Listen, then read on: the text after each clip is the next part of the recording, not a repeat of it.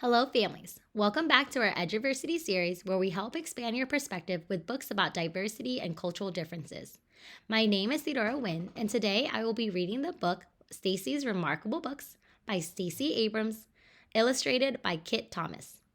This book has helped open my heart and mind by showing me a real life friendship that is surrounded by the love of reading.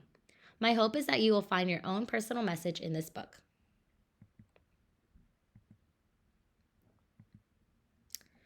It was recess, the best time of the day. Kids ran around the playground shouting and laughing, playing and jumping. That is, everyone except for Stacey. Instead of playing, Stacey laid beneath the big tree and read her book. In books, she could pretend to be good at everything, like making new friends or trying new things. When she read books, she could be anyone, a magician or a superhero or a pirate sailing the high seas. But in real life, she was just Stacey. "Can I sit here too?" Stacey looked up and saw Julie, the new kid. They were both in Miss Blakeslee's class. "Sure," Stacey said. "Want to read one of my books?" Julie shook her head. "No, thanks." "Do you like reading?" asked Stacey. "I love it." "I do too," said Julie, "but I'm not very good at reading in English yet." Stacey thought for a moment and smiled. "Today is your lucky day. Today is Thursday, Adventure Day." Adventure Day was her own special name for the day when the whole class visited the library. Miss Blakesley announced that it was time to come back inside. "Come on," Stacey said to Julie. "After math, we'll be on our way." Soon the afternoon bell rang. Together, the class walked through the hallways to the library, the amazing room of books and magazines and computers and, best of all, stories. When the class entered the library, Mr. McCormick, the librarian, greeted them with a smile. Then he repeated what he said every Thursday. "Welcome to the Library of Learning. Touch everything, read anything, find your new favorite book, and be kind." Stacey showed Julie her favorite section of the library. Taking turns, they picked out a stack of books almost as tall as they were and walked carefully to a yellow reading table. "Mr. McCormick says we can find answers to almost every problem in the library," Stacey said. "My mom and dad say reading well takes practice. Why don't we practice together?"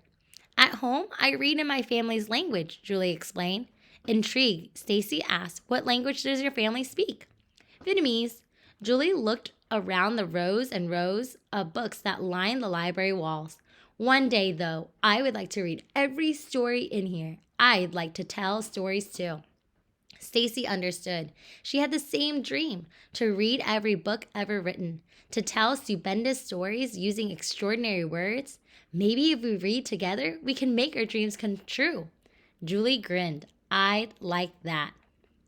From then on, every Thursday, Stacey and Julie went on their own adventure. They hunted through the bookshelves to find tales they could read together. They giggled about an octopus who could play 8 instruments, a mystery about a hidden sock gave them the chills. With each book, they took turns sounding out words. If Julie stumbled, Stacey would help. One afternoon, Julie brought another student named Haiti to their table. Haiti's family had moved from Gambia the year before. "Do you want to read with us? We started a reading club," Stacey said. "In our new book, we're floating in space with astronauts and applesauce." "The story is Hai Qua," said Julie. "That means so cool in Vietnamese." "Yes, I would love to be in the club." Damakantan. Haiti winked at Julie. "That means I'm so happy in Olaf." Soon they were adding new readers to their clubs. They read at recess and at Julie's house, by Haiti's pool, in the park at Sam's party. Sam's family had moved from South Korea years before he was born. He showed everyone the book that Stacey had given him. "Gomwa yo," he said to her. "Thank you." In Sam's new book, the reading club met a turtle who would predict the future. With her friends, Stacey learned beautiful words and languages she'd never heard of before. She got to know more kids in her class. The reading club got bigger and bigger, and the stories got better and better. When the bell rang on Thursday, Stacey quickly got in line. Jenny, who sat on the other side of class from Stacey, came over. "I like to join the reading club. I checked out an awesome book about a dinosaur who learns to dance in the ballet." Jenny was very popular, but Stacey had never talked to her. "I haven't read that one yet," Stacey said shyly. "Vámonos a reír mucho," Jenny exclaimed in Spanish. "We're going to laugh a lot." More and more kids began to join the reading club, like Vicdal, whose family comes from Indonesia, even kids from Miss B's class. Each brought their own words and different histories.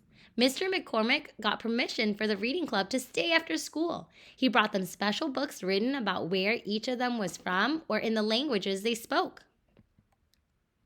One afternoon at recess, Julie and Stacey finished another terrific story. "Want to play kickball?" Julie asked. Stacey shook her head. "No thanks." "Why not? They look like they're having fun." "Because I'm not very good at games like that." "Maybe if you played more, you could improve," Julie teased her.